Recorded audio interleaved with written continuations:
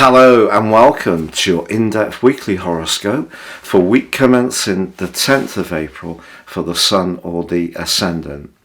I'm going to give you a collective overview that we can all relate to, but please stay with me as I explore each of the 12 zodiac signs from Aries through to Pisces in much greater detail.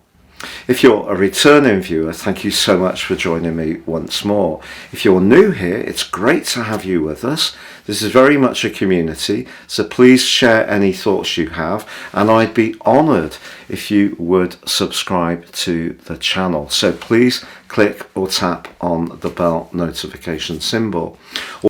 However, if you would like to understand how more serious astrology can play a role in your life and your decision making, if you do give me 3 pieces of personal birth data of time, date and place of birth, I can prepare for you your life roadmap report.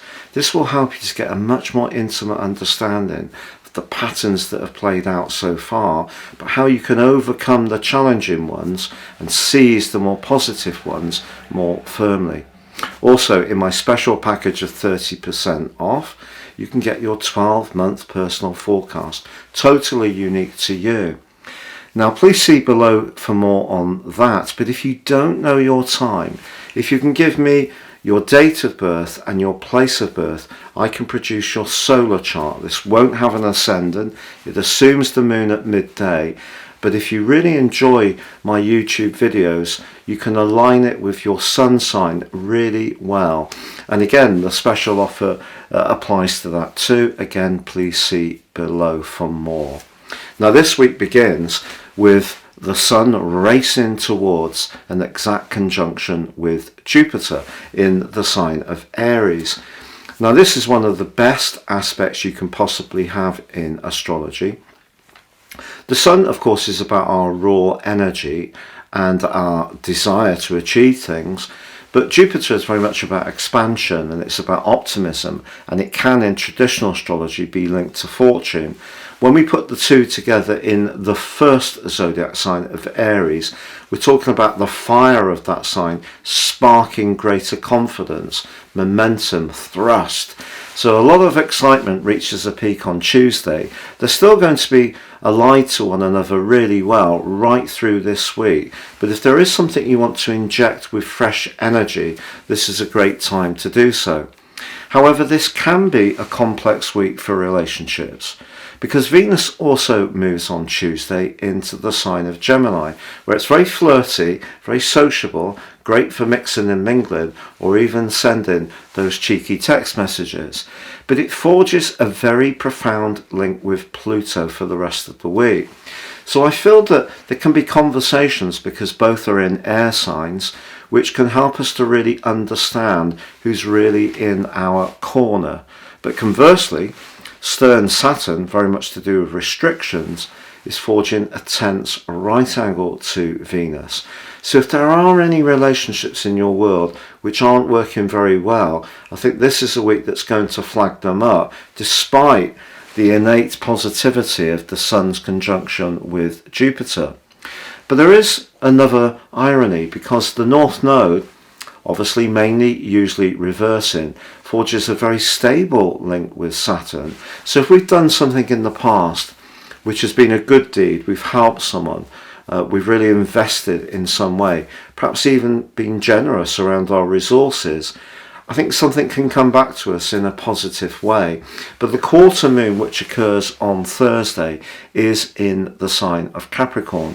So those relationship snags may be around professional ties as much as personal ones. Jupiter's involved in that event too, so that's telling.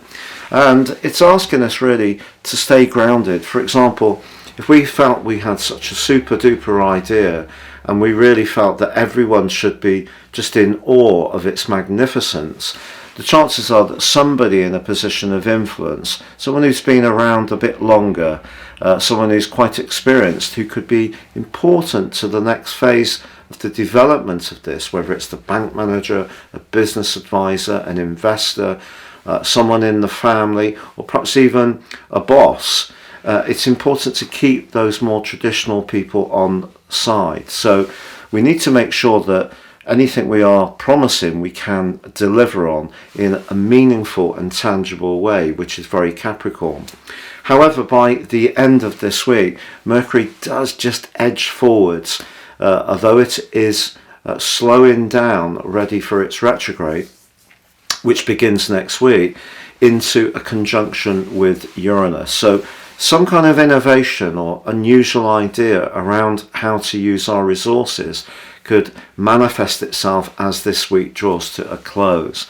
But please stay with me as I go through each of the 12 zodiac signs from Aries through to Pisces. So Gemini, your week commencing the 10th of April forecast is really exciting, and I couldn't wait to share it with you, to be honest, because with Venus darting into your sign on Tuesday, this brings you into the present when it comes to your relationship hopes. If you have gone through a difficult time recently, felt a bit out of sorts, or there has even been a separation, that and the conjunction between the Sun and Jupiter can help you to recast your hopes for the future. You're going to feel that there is things to go for again, and you're going to attract a lot of goodness over the next couple of weeks. If there is somebody that you're really bonding with, as Pluto feeds into Venus, the chances are that you can really feel a sense of that connection in a very profound way. However, a professional relationship may prove a little more challenging. I think the Sun's combination with Jupiter, it's important to have realistic expectations. Jupiter gets a lot of positive press, particularly on YouTube. Nothing wrong with that, but we have to really work hard to push through Jupiter's benefits. And it is, of course, one of the two planets of benefics. You know, it's the greater benefic. So it is an opportunity, particularly where you can collaborate with others. And by collaborating, I don't mean lose your individual way of approaching things, but just by reaching into situations, networking, something you have a natural talent for, that can definitely be boosted. But we also have to be realistic. So there could be one expectation around your career where maybe someone you thought was going to come through and be more supportive and helpful, that may not manifest itself straight away. There is also a quarter moon which occurs on Thursday of this week, and that's in house 8. That can be very much to do with deep transformations, and can also be to do with jealousies and possessiveness. Is there someone in your network that has that kind of impact on you? Or is someone being a bit clingy around your need to be an individual? Having said all of that, your ruler Mercury aligns with Uranus in a very dramatic way as this week draws to a close. Uranus has potentially been quite an unsettling influence in the last few years for you, certainly in terms of your nervous system. If your chart has a lot of energy tucked up behind your sun, for example, you may have really felt the more disruptive energies of Uranus quite keenly.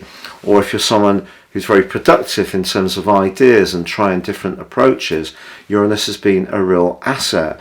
But there may be something that just comes up quite suddenly from the depths within you, or it could be that someone's going to reveal something, have a sudden opinion. Try to take this in your stride. I think generally this can be a week of real progress for you. I feel that your skills as a communicator can really shine.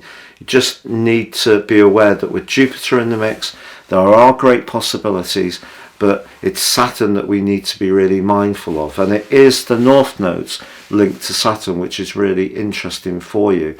It may be the things that you're doing behind the scenes that prove to be just as influential as anything you try in a more outgoing, more visible way.